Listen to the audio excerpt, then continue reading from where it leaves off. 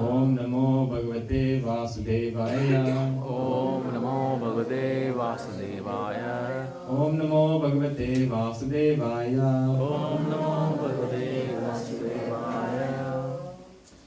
So today we're going to be reading from the Srimad Bhagavatam, and it will be the 10th canto, the 14th chapter.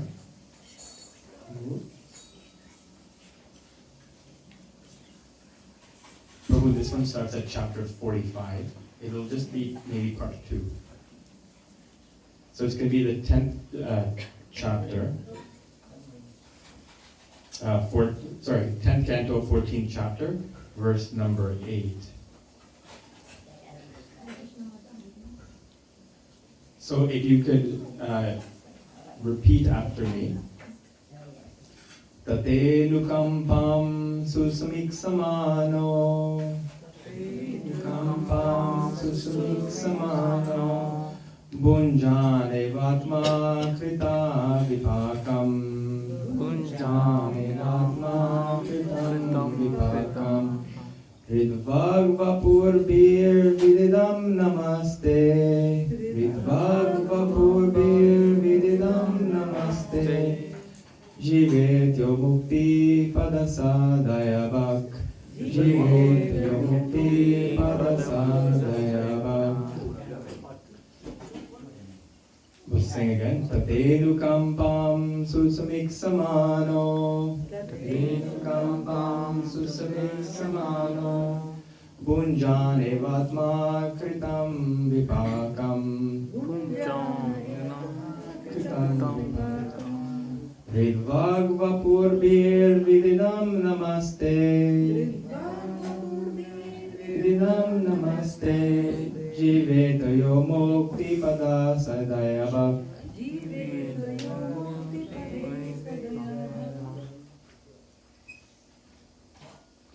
Does anyone know this verse? Yeah? It's a very famous verse in the Srimad Bhagavatam.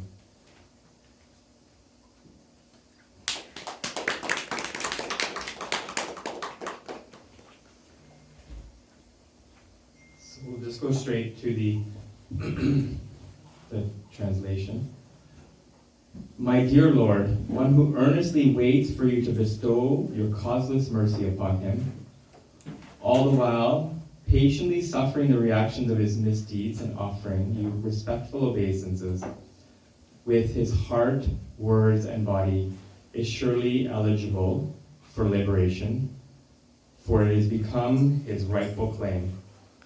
So everyone can just repeat after me. My dear Lord. My dear Lord.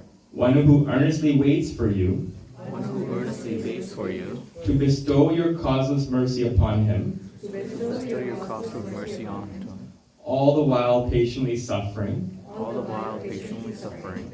The reactions of his past misdeeds. The reactions of past misdeeds. And offering you respectful obeisances. And offering you respectful obeisances. With his heart, words, and body. With his heart, words, and body. Is surely eligible for liberation. Is surely eligible for liberation. For it has become his rightful claim. For it has become his rightful claim.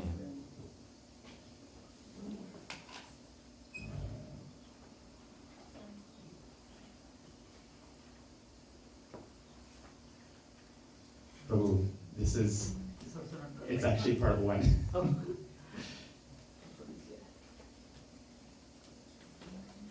forgot where. Everything's become online, you forget where it is in the book. So, it's a very wonderful purport. So, purport by His Divine Grace, Srila A.C. Bhaktivedanta Swami Srila Prabhupada.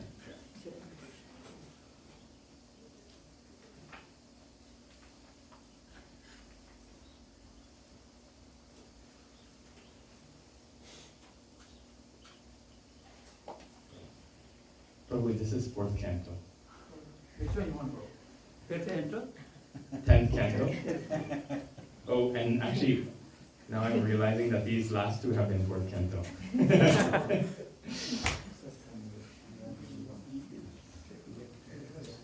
It's okay, I can also bring it up online if it's too much trouble.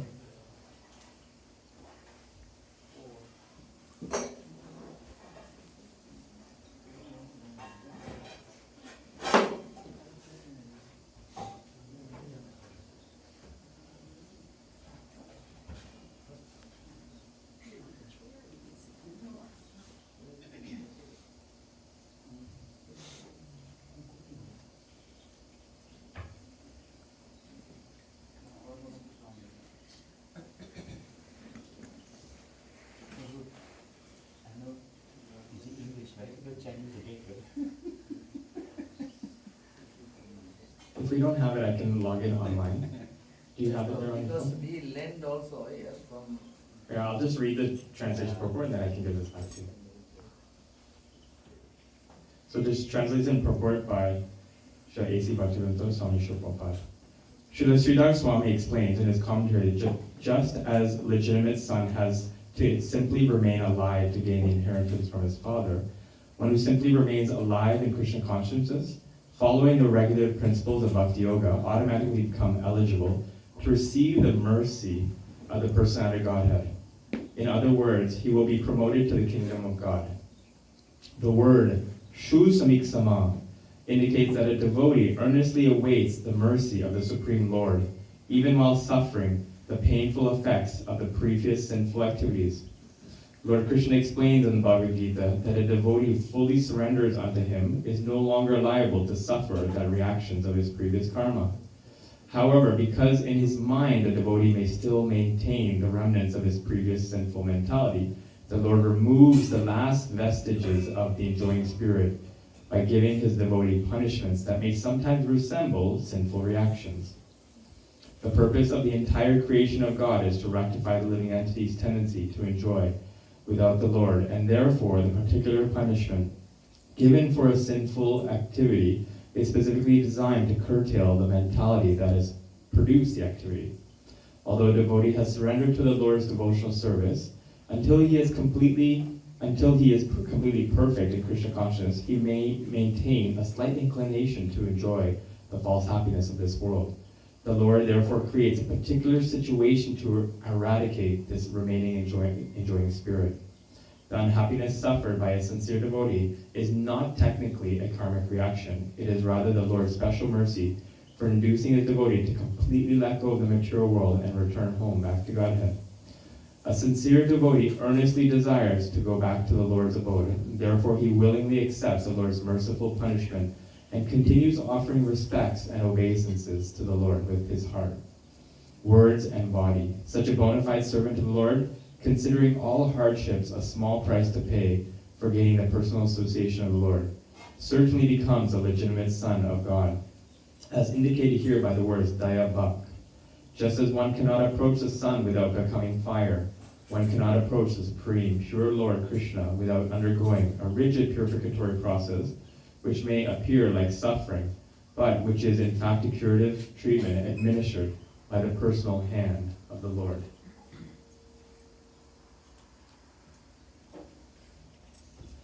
Om Gyantimirandasya Gyananjana Shalakaya Chaksur Unmilitam Yena Tasmai Shri Guruve Namaha Shri Chaitanya Manobhistam Stapitam Yena Bhutale Swayam Rupakaramayam Budanti Svapadantikam Vandeham Shri Guru Shivra Parakamalam Shri Kurun Vaishnavamsha Shri Rupam Sagrajatam Sahaganarunam Anvitam Tam Sajivam Sadvaitam Sadhutam Parijana Sahitam Krishna Chaitanya Devam Shri Radha Krishna Padan Sahagana Lalita Shri Vishakhanvitam Shah He Krishna Karuna Sindhu Dinabandhu Jagapate Gopesha Gopika Kanta Radha Kanta Namosute Tatta Kanchana Gaurangi Radhe Vringaneshwari Vrishabhanu Sute Devi Pranamami Hari Priya Vanchakalpatrubhyascha Kripasimna Evacha Patitanam Pavanebhyo Vaishnavebhyo Namo Namaha Jai Shri Krishna Chaitanya Prabhu Nityananda Shri Advaita Gadadhara Shivas Adi Gaura Bhakta Vrinda Hare Krishna Krishna Krishna Hare Hare Hare Rama Rama Rama Hare Hare. So thank you very much for having me again back this month to ISCKON Scarborough. Always very much look forward to being with all of you, and the nice part always about trying to share something in our spiritual journey is that it gives us a time to read and reflect. And this is a very, I think, important chance that if everyone gets to, an opportunity to share with others, it's always one that we should take, because it gives us a chance to also go deeper within ourselves. So I always appreciate that opportunity. And I'm just seeking the blessings of all the Vaishnavas that have gathered here today, so that we can speak something that is beneficial for all, and hopefully it will also be purifying for myself. So this verse here is one of my favorite verses in the Srimad Bhagavatam. And just a raise of hands, who knows this verse or has heard of this verse before? So a few people have heard this verse. Good. This verse, particularly, the reason why I was trying to think about in the last couple of days of what I was going to try to share with everyone. And this verse here, it really describes, for me, when I read this verse for the first time, I think I probably read it in 2013, 14, but it had a very soothing effect on my heart. And sometimes maybe someone can feel that when we get, when we're facing challenges in the material world, when we're facing different difficulties, there's a certain level of frustration. And that frustration, maybe people can identify it, it feels like a burning of the heart. The heart literally feels like it's burning. And so I felt, to me, this is a verse that provides this balm, this soothing balm to the heart. And to me, if I had to pick one verse that describes the sadhaka's journey, it really is, everything's encapsulated in this verse, right? That we've taken to this practice, we're gonna go through ups and downs. If we can stick with it, if we can, remain determined, if we can remain faithful, then as is mentioned here, we become eligible to liberation, and the devotee, it's in fact our rightful claim, meaning we should have confidence that we will come. So the reason why I would always like to remember this verse through our different challenges, but I don't remember it as much as I should. But I have a story. The reason why this verse came to me was that I was reminded of this verse yesterday, and I was going through some suffering, and it was in the bank. So has anyone been to the bank and had a difficult experience before? Yeah. So before we get to that story, I wanted to just zoom out, and we can talk about this verse, the context in the Srimad Bhagavatam. Does everyone know where we are in the Srimad Bhagavatam and what's happening right now when this verse is spoken? Anyone can share.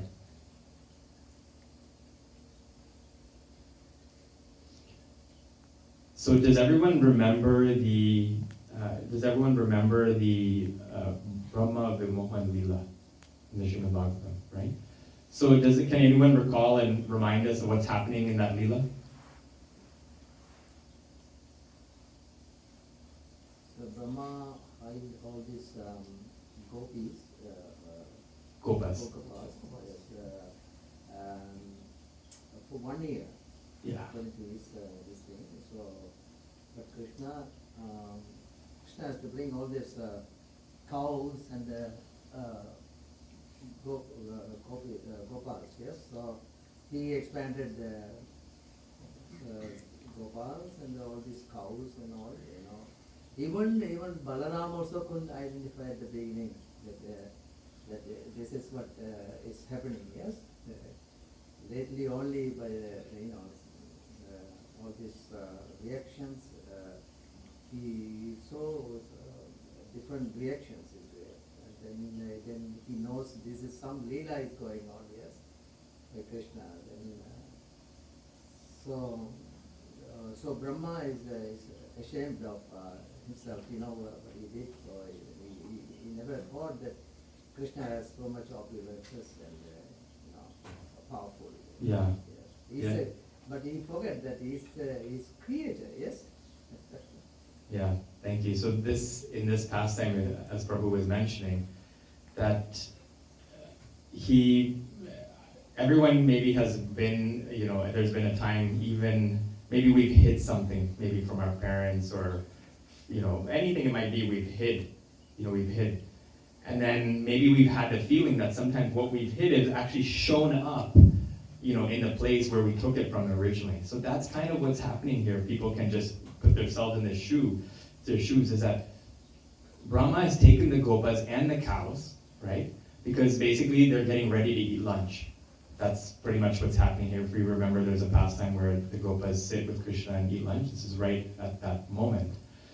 And when Brahma basically sees, he sees all the gopas playing with Krishna.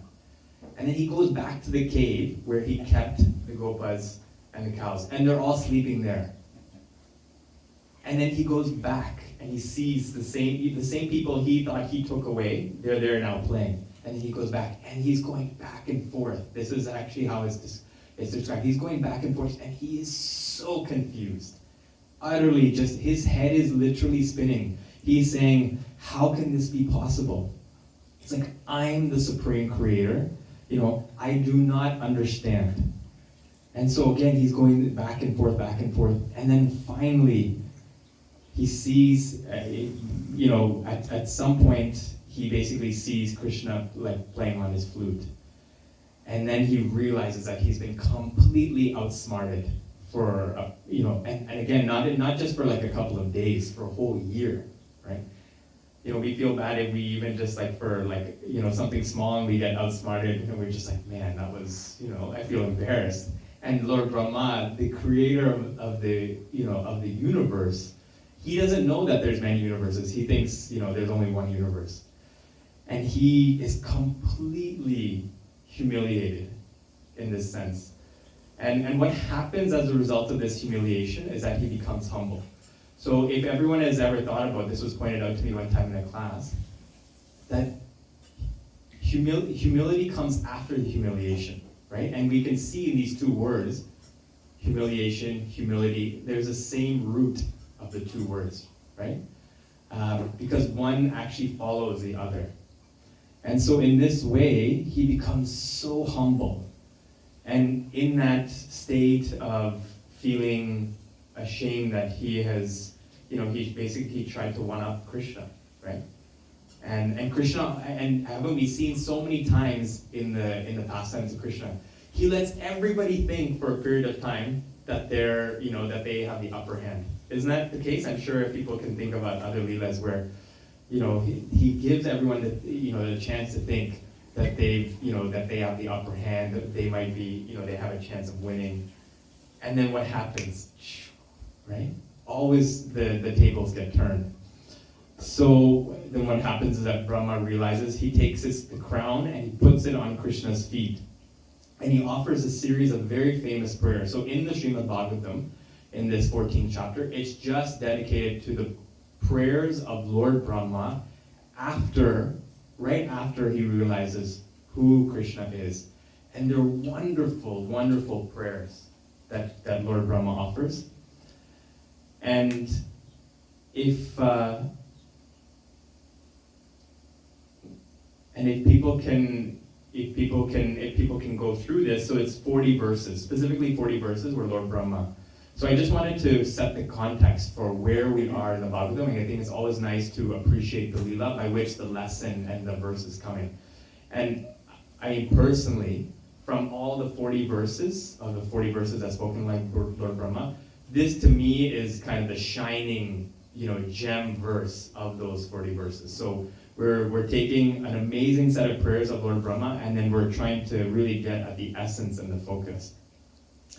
And so now I'm going to go back, because really if we look at this verse, is describing how the sadhaka traverses through the challenges that come in this world. And so basically where I was reminded of this yesterday, so recently I came back from India, and it was really an amazing trip. And since coming back from India, I used my credit card from here two times maybe, because we didn't have any Lakshmi with us. And so since coming back to Canada, which has only been like a week and a half, everywhere I'm using my credit card, declined, right? And I have no idea because I looked back, all the expenses are correct, and I have no idea why. So then yesterday, Balak and I, we called the credit card, and they said that this problem has to be corrected at the bank. We can't do it over the phone. You have to go prove yourself, and then they'll call us, and then we'll try to take care of it. So then we called, and most people, I thought, okay, actually the weekend's not so bad. Hopefully, the bank won't be so busy. Walk in, line up. Huge lineup. And my personal experience is that the line at the bank never goes fast. It's always a nice, slow line, right? So now, hopefully everyone's maybe can relate to this experience. So then I get up to the front finally after maybe 15, 20 minute wait. They confirm my identification, and then they have to call. They have to call the, I guess it's credit card fraud department. And so then I asked the person I said, how long is this gonna take? He says, sometimes we could be on hold. He's like, maybe 20, 30 minutes. I said, 20, 30 minutes, just, sitting here, just waiting. And I said, you must have because I come to the bank, you must have some other line by which you can call and get through faster, right? You've gone to the bank, they must have a line for just their employees to call. He said, no, we wait in the same line that you wait. And I thought, you gotta be kidding me. How is it possible you go to the bank and they still tell you, no, we're waiting in the same line? So then, so we're waiting, and I went probably a good 50 minutes to an hour before I had to leave. So I had that much time because I had another appointment with a teacher. I was taking a class. And so then after about 45 minutes, I made a joke, and I don't know does anyone have a Rogers phone? No one has Rogers for their phone? So when you call Rogers, you also wait, but I also I was getting a little bit frustrated. And I was saying, man, this RBC Rural Bank, their wait is worse than Rogers. And that's a little bit, I was giving a little bit of a strong point. And then, so can anyone, I guess, has anyone been in the situation where they're waiting for something, they know it's taking too long, but they have to get somewhere else. So that was the kind of moment, that was a frustration that I was in. I was sitting in this, and I was just I was really, really having a lot of mental distress. And I was listening recently to His Holiness Radhanath Swami, and he was saying that the mental anguish we go through in life, it's actually more difficult than physical pain. And he was saying that the proof to this is that when you've never seen someone die from a result potentially of physical pain, but very commonly from mental distress, people are taking their life, right? So it's a very simple way to see that people are getting through their physical pain struggles, but mental pain can be really, really tough, right? And I just wanted to, when I read that, it kind of helped me reminded me of just the mental distress that I was going through. And so then I asked the person that was helping me, I said, you must have a manager that you can call to help with this. He says, I'm the manager. And I thought, oops, okay. So he's the boss in the whole place. And then I said, no, but there must be I said, you have to have a boss, right? There's no way you have to. He says, sir, it's, he's like, I feel really bad, it's the weekend. And then he told me, he says, one time with Rogers, he's like, I had to wait 3 hours. So he was trying to say that, where we're at right now is not so bad, because, you have to try to justify why we're in the situation of just waiting. And, Palak had reminded me at that time that, because she could see that I was frustrated, but she says, remember that it's not this person's fault, right? This person is not trying to be, bring you distress. And I said, and she was correct. So then, it came time that I had to leave. But to me, I'm sure everyone realizes that during the week, sometimes it's hard to go because we have work.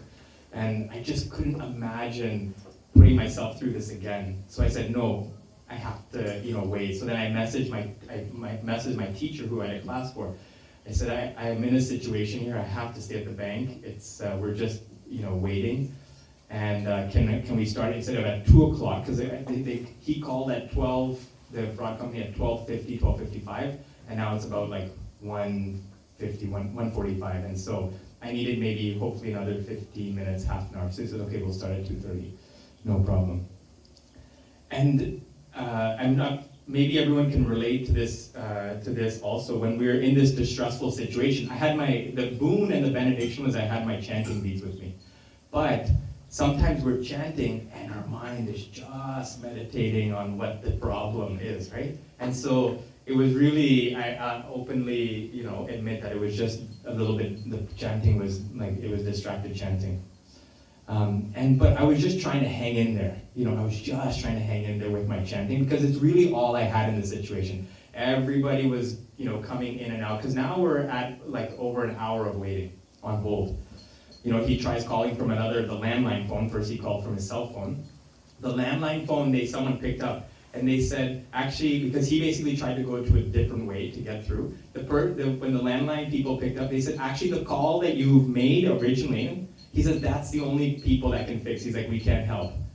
So then he's like, I'm just going to transfer you there.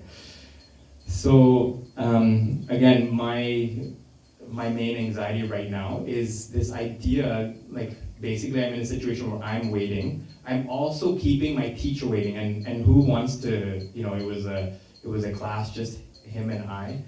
And everyone has to feel a little bit bad if they're keeping their teacher waiting. So not knowing when this was going to end, I called my teacher. I just apologized profusely. I said, I'm in this situation. I'm stuck, and I just have to. We're just waiting and waiting. And so we basically decided to reschedule our class. And so after that point, I felt a little bit more relief because I thought, okay, no one's now waiting for me. It's just my time. And so 2 hours passed. Now we're waiting at the bank for 2 hours. 2 hours and 15 minutes, 2 hours and 30 minutes. And then finally we're coming to 4 o'clock, and most people know on the bank on the weekends, what happens at 4 o'clock? Closes, right? So as we're coming to the close, and before this point, I think after I didn't have my, teacher waiting for me, I really, I was waiting and I didn't have anything to do. So then I really just closed my eyes and I just tried to understand, try to look at within myself and say, okay, Krishna, what are you trying to teach me in this situation? And so finally, we're getting close to 4, and I had done now a lot of, I made up for some chanting. I did extra chanting. It was just like a big like japa marathon in the bank. And finally, we get to 4 o'clock. So now we're 12:55. It's 4 over 3 hours. Then I went to him. I said, "Now you're officially worse than Rogers," because he said 3 hours, and now we had passed the 3-hour mark, right? And so now this is officially worse. So 4 p.m. comes, and he says, "Sir," he says, "the branch is closing." I made a joke. I said, we'll have to get our sleeping bags because I'm not going anywhere, right? And he didn't like that joke because obviously me wanting to keep the whole staff there for this. So then 4 o'clock rolls around, and he says the branch is closing, and he says also this fraud department, they also close. They have the same hours as us. So he said, "That's it?" I said, I said, "That's it." He's like, "Yeah, you're gonna have to, come back." But at this point, after the 3-hour period, I had just come to a certain level of peace. And I can't say within my heart I was overjoyed, but I was really sober and I was really detached. And this verse during that time, it came to me because, again, what is, if we go back to this verse, and again, this is a very, my life example is very small, but patiently suffering the reactions of his past misdeeds and offering respectful obeisances with the heart, words, and body is surely to be eligible for his liberation, for it has become his rightful claim. So that is the story that I wanted to share in just regards to what, how this verse came back into my life yesterday. And I hope maybe everyone can relate to I was telling Palak while she was trying to call me, she was asking for an update, and at the time, I said, my mind is beating me up. I said, it's definitely an enemy right now, because I just can't muster up anything positive in this situation. Just, time is going, and, we're making others wait, and there's just, we're all have something better to do than sit at the bank on a Saturday. And this, I was meditating I was reflecting on, towards from the beginning to the end, what had changed my consciousness, because I genuinely, at the end, that when that man said, he's like, we have to close, and you'll just, you'll have to come back. And I said, okay, my endeavor's there, we've tried our best. But, and this idea that, okay, we must be having to we have to learn a lesson, or we're undergoing some sort of karma. I was just thinking that this ability to look inside and ask Krishna what we should be learning from this situation, that is in fact also Krishna's mercy, right? This ability not to externalize and to be able to try to go inward. Or at least this was my realization from this situation.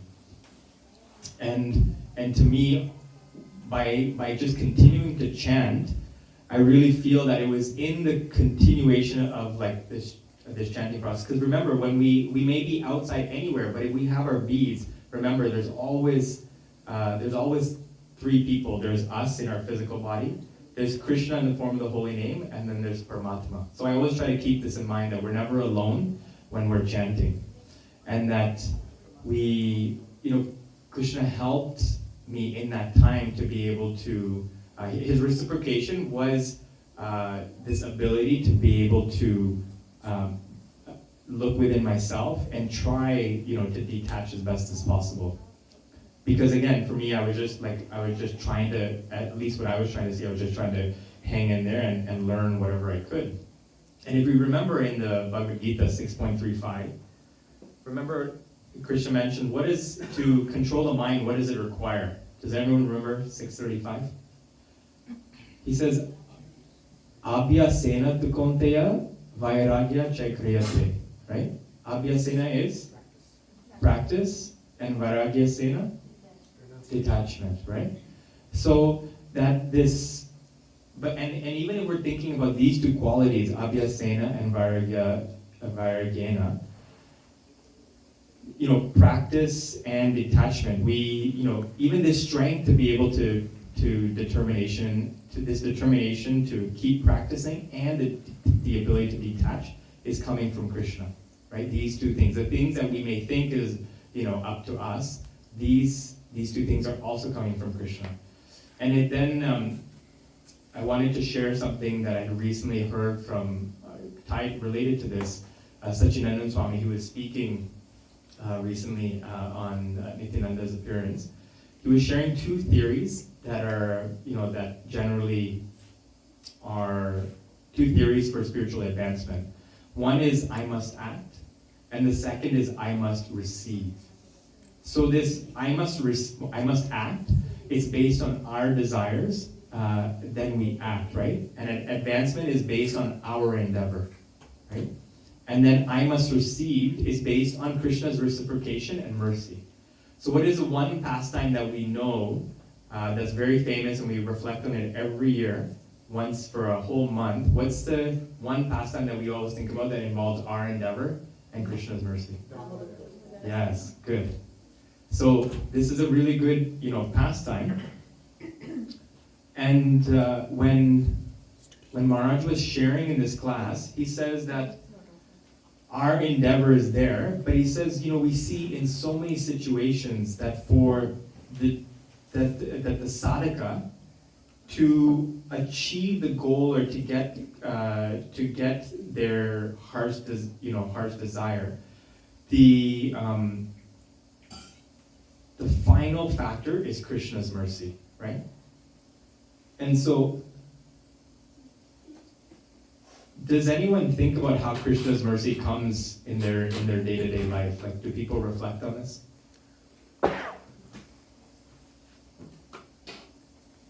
Want to share? Yeah, of late I work very early in the morning, go to work. So of late I was thinking that, you know, if it was got to do with material benefits, I'm the first person to get up early and go to work. So then I switched my mind to think that, I was praying to Krishna and thinking that give me your mercy that I have the same energy to do it on a weekend as well, and I'm not working to get up at the same time. Because I was thinking that if it was work, I would get up at 5:15. And I was telling Krishna that, give me that mercy, at least I get up at the same time and push me out of the bed and not make me feel that it's a weekend. So successfully I've been doing last 2 weeks, getting up at 5:15. Very well, thank you. That's really nice. Anyone else wanted to share how, if they were taking this time to reflect on how Krishna's mercy is shining through in their life? Does anyone, so Sajivan Swami makes up a really good point that I want to bring up, and he says that when you talk about our endeavor and this I must act versus I must receive, he asks the devotees, and we'll ask it, he says, does anyone doubt Krishna's mercy in their life? Does anyone doubt, does anyone have some doubt, maybe, I'm not fully sure if it's there. I'm sure some of us at some point in our spiritual journey has felt this, doubt. And he was explaining, he says, because we see ourselves as fallen, we've tried so many times, we're not feeling any taste, any juice, any progress. And he hit on the point, the real point here about why this is happening. He says, because we have no faith in miracles any longer. That's what he said. He said that we have no faith in miracles any longer. And so he was saying that the person that believes that there are no miracles, they are right. And that new bhakta, who comes with enthusiasm and experiencing a happiness and is, seeing that miracle every day, they're also right. And so the point is that whatever our mindset is in terms of what we believe is going to happen, right? I mean, in modern day, they'll call this like the positive psychology or, like creating your destiny and things. But he was making this point, he's like, really, like whatever our mindset is that we're holding, if we don't feel that there's any space for Krishna's mercy or miracles in our life, again, seeing these as miracles in our life, then he says that's where we'll stay, right? And so, to me, when I read this verse is very much about, bringing back the miracle mindset in our life. This miracle mindset, to know and to have that, not just to, one thing is to know, but actually experience, to actually feel it. I don't want anybody to just believe something because it says it in a book. I want everybody to feel it, right? To experience in their life. And maybe it'll take some time for us to, maybe we have to sit and we have to reflect on our life, maybe the day, the month, the year, the last so many years. But that reflection time is really important for us to bring back that miracle mindset into our day-to-day practice. There's 6 ways that I wanted to share that Krishna shares his mercy. This was, and we've maybe, experienced these or seen these, and we've seen these in the Shastras different ways. And Maharaj was sharing these, and I thought it was just so nice that I wanted to share with others. But he's saying 6 ways in which Krishna's mercy comes into the devotee's life. And the first one he was saying was Vatsalya Kripa, right? Vatsalya Kripa means this parental affection that Krishna has for the devotee. And he was saying that the prime example of this, of someone who experiences this, is Prahlad Maharaj, right? Because his father basically rejected him, right? We all know the story of Prahlad Maharaj. His father rejected him.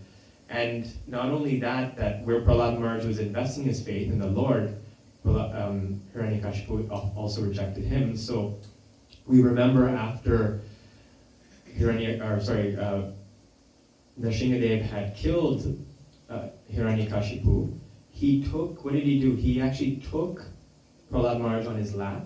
And what did he specifically do? Does everyone remember the one thing that was very unique? Yes. Yeah, he licked him, right? And so he licked him like a lion, like that lion takes care of his cub.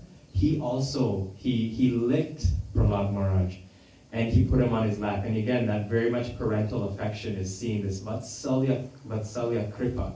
So that's the first form of Krishna's mercy. The second form of Krishna's mercy for the devotee is Abhaya Pradhan. So he gives his devotees fearlessness, right? And the one really great example of fearlessness, there's many, but if we see the example of Vibhishan, right? He gives him the ability to be fearless and go against his brother Ravana, right? To join the side of Ram, right? He blesses him with fearlessness to be able to, Ravana is just not any, ordinary person. He's a person that pretty much rules everybody and is control of everybody, and his brother is going against him. So this fearlessness, this Abhaya Pradhan, is Lord Ram's mercy on Vibhishan.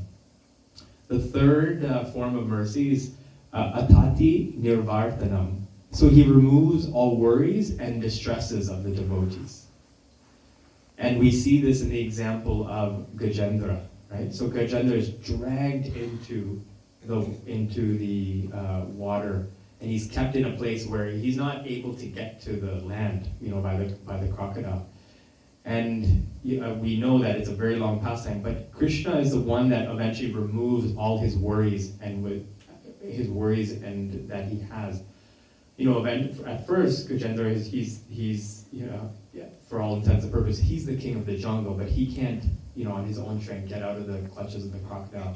And Prabhupada eventually explains that it's because the crocodile is in his place of strength, right? So we should also look to see how we can be situated in a place where we can fight Maya from a position of strength. But again, Gajendra is not in a place that's comfortable, that's a position of strength for him. So he, pleads to Krishna, but Krishna basically removes all the worries and stresses that Gajendra has, this Atati Nirvartanam. The fourth is Adhoryat, which means he gives his magnanimity and compassion. And the example that we can see here of how this magnanimity comes across is Draupadi, and how Krishna supplies unending amount of sari when she's being disrobed in the Kuru assembly hall. And it's understood that the amount of sari that was supplied, it was in fact filling up the whole assembly hall. It was in fact filling up the whole assembly hall. So not just some, few fibers, like hundreds and hundreds of meters to fill the assembly hall. So that's the fourth. The fifth is Aga Shashanat. So this means he takes away sins away from a devotee and even the inclination to further sin. And we see this in the example of Ahalya, right? So Ahalya, the situation is that she ends up in a bed with someone who's not her husband, and her husband comes, eventually catches this and is enraged and curses her to become a stone, right? And Krishna, basically what happens is Krishna, by just touching his lotus, feet on her, removes all the sins, right? So this is the fifth, and the last one is Aganati Shreya. He gives unlimited prosperity, right? So I'm sure all of us, would, at times maybe love this unlimited prosperity. And we see many of the great kings in the Srimad Bhagavatam that Krishna blesses with unlimited prosperity. So I wanted to share these 6 ways in which Krishna gives mercy, because once we have, when we know these 6 ways, then we can actually have a framework by which we can maybe look for how Krishna is bringing mercy or that miracle into our own life. Does that make sense? So how do we get back to this miracle mindset? Does anyone have any ideas of how we can practically get back to this miracle mindset? Because this is really at the heart of what this verse is about. It's having the hope against all hope, right? That's the name that I thought about for this class, is just keeping this hope. Again, this miracle mindset that Maharaj is encouraging us to, again, bring back this receiver, this I must receive. Not that our endeavor shouldn't be there, it's there, but again, that ultimate final factor is trying to, as best possible, be in that receiver mode, which also means bringing in that this mindset that the miracle is possible, it's happening, and it will continue to happen, right? Because what does it say in this verse? Rightful claim, right? Means that we can be confident. So getting back to this, how we can bring this back, miracle mindset. Does anyone have any thoughts or reflections that they want to share of how we can bring this back? Practicing gratitude. Practicing gratitude? Every day, Yeah. So just even once a day, if we can more, great. But even once a day, just to take some time to reflect, and having a gratitude practice is really important. It may seem very like common practice is talked about all the time, but again, remember it doesn't mean that it's always done by everyone. So thank you so much for sharing that. Anybody else have any thoughts on how we can bring back this miracle mindset? Yes, Prabhu. Trying to be humble, because at my job, it's very difficult the way the job I do, when I deal with clients, because I do a lot of wrong things for them, where I'm working, but I have to do as per the laws of the land. But when they interact with me, and they literally come with knives and guns in terms of words. So I have to, after coming to Krishna consciousness, before I used to retaliate, and as you said, your mind is the evil thing of getting distressed. But now I'm working on being humble.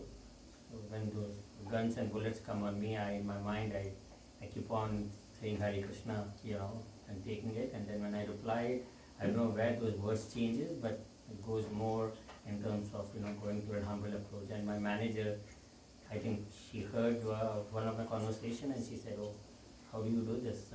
Because before she heard, and she gave me a big talk about how I have to improve. I said, I didn't say the secret of my spirituality, but I'm learning. That's your opportunity. That's actually Krishna's opportunity for you to share something more about what makes you so special, which is being Krishna's devotee. Right? Anybody else wanted to share on how we can get back to this mindset? So I think your consciousness have to change. If you stay on this mental plane, everything is debatable because it's relative, right? So once you get stuck there, you probably like a spinning wheel and mud. But if your consciousness could just go just a little bit up, approach the Brahman state, I'm not saying you reach there, right? But if you just try to improve your consciousness, just to promote it, this thing, that's my opinion. Yeah, and I was just, one of the suggestions that I was going to make is this, to upgrade our consciousness, we need to, for me, I'm actively trying to spend time with devotees who have this miracle mindset, right? We have to spend time with the people that are already living in this consciousness, because, that is what rubs off if we spend enough time with them. But we need to really, we have to be hungry to seek it out. This association of people who can upgrade our consciousness. But again, specifically, who are the devotees that that, they're living that miracle mindset, and we need to spend more time with them. So that's one, suggestion, again, just to build off of yours, of upgrading our consciousness. The second thing that I wanted to share was for us to reflect back on a time where we were beaming in our spiritual life with enthusiasm. What was happening in our life? Why were we beaming with enthusiasm? Because to me, I was also reflecting that this miracle mindset, it's, we go back to nectar instruction, it's really encapsulated, it's expressed by enthusiasm, right? This miracle mindset is expressed by always being enthusiastic. And again, Nectar Instructor says enthusiasm and patience, right? Two very important qualities. But that we should just go back and think about in our spiritual journey, when were we just like feeling the fire and feeling enthusiastic and feeling, right? Going back to these times, it also gives us the confidence to know, like, I had it then, it can, I can bring it back, right? So just going back and doing that reflection exercise of when we were feeling that juice, when we were feeling that fire, why, what were the conditions, what was happening, who were we spending time with, what was happening that time. Those were two things that I wanted to kind of share as this opportunity, because remember, we have to balance our own endeavor, but we should really, again, as it's said that, again, I come back to this word of rightful claim, that we should be confident in Krishna's mercy, right? But that ultimately, that Krishna's mercy is that ultimate factor. And we also have to know, if we see another devotee was just bringing this up to me. If we see how all the Mahajans, they prayed, first they glorified Krishna, second, they acknowledged their state, their fallen state, meaning like they see the defects within themselves, and then the third aspect of prayer is they take shelter and they really, really understand that they need Krishna's mercy, right? And so the reason I was sharing that is because we have to also understand although we're sadhakas, we're in fact kripa, we're kripa siddhas, we're completely reliant on mercy, right? And this idea of being reliant on mercy is very important. It's important that we realize that the road to purity is long, it's winding. There's going to be good days and there's going to be bad days. There's going to be times where we feel like we're going to break through, and sometimes where we feel like we're going to break down. And this idea of hope against all hope, in what? In Krishna's unlimited kindness and compassion, right? We should always think about, like, what am I keeping hope for? Is that He's kind, He's compassionate, and that He is more powerful than any kind of material impediment, right? And so, for me, the way I've tried to experience that in my life is that we, to keep on this mindset of this miracle mindset, we also have to be willing to take a risk, right? And that risk means we have to be willing to let go something of ours that's comfortable for us. Is it Lakshmi? Is it our name? Is it our reputation? Is it something? Is it our physical appearance? But we have to try to take a risk and give up something to come more in line with what Guru and the Acharyas are giving us to be able to feel that mercy. And so that's the last thing that I wanted to offer, is for us to be sincere in our practice, try our best, take a risk, get the association of those who have that miracle mindset. And again, as we were mentioning in this verse, it becomes our rightful claim. Krishna says, remember in 9:31, my favorite verse in Bhagavad Gita, Konte pate janine me bhakta pranashati, right? That my devotee never perishes, do not fear, right? So we should really come back to these verses for confidence in our spiritual practice. So that is all that I have to share. Does anyone have any comments or reflections on anything that was shared today? Prabhu? Yeah, I just wanted to share one of my personal experience. Please. I was actually, my chanting used to be mechanical, and I was not worried about the quality of chanting. I used to chant religiously. And one of the points which you mentioned was Abhayam. When I was in a very critical stage, year before last, kind of deathbed, I don't know what's going to happen. But the fear goes away. I was not fearful of what's going to happen to me or my life. And then, which would have been different if it was not in the case of Casey. You would have been more worried about yourself, about your family. So that fearfulness factor goes away, could be easily felt, even with not a pure chanting. Imagine pure chanting can fetch us more roots. And isn't it amazing when we feel that we have less fear? It's such an empowering feeling that we feel internally stronger. So empowering. Thank you, Prabhu. Anybody else? I was just thinking for thing about miracles is about also reframing situations that comes, even if it's bad situations. Let's say you get into an accident. At least if it's just a small, accident, you can always thank God that it wasn't like anything life endangering, or so it's just like reframing any bad situation into a Yeah. positive situation. That I think that's one of the best way to think about miracles. Yeah. Uh, Yeah, this cognitive reframe is really important. It's pretty much required in all situations when we're going through difficulty. And just as a final point, just even meditating on Prabhupada's life, we have so much to reflect on his life, just the situations that he went through. Like, just 100% of the day, he was always in that miracle mindset. And you could see, right? Look what happened in his life. Such incredible. And, his disciples carrying on that mood. And we also, when we are taking on that spirit of our spiritual masters and Prabhupada, we must also, try our best to keep this alive. So thank you so much. Hare Krishna. Kantrad Srimad Bhagavatam ki. Jai. Srila Prabhupada ki. Jai.